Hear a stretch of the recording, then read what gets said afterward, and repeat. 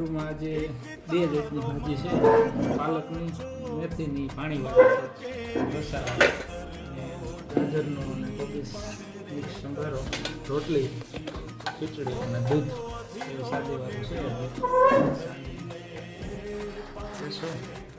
આપણે આજે મસ્ત એકદમ આખી ફૂલ ડીશ, રોટલી, શાક, સેવ ટમેટાનું સંભારો, ભાજી પાલકની એકદમ હેલ્ધી અને પાપડ. આને આજે શું હોય?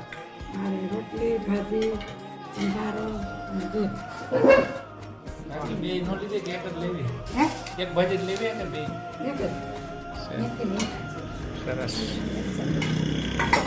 સેવ ટમેટાનું શાક, પાલકની ભાજી, પછી આજે અલગ સંભારો છે, ગાજર અને કોબીજનો, પાપડ અને છાશ. ચાલો બધા વારું કરવા. હા, તો સારું.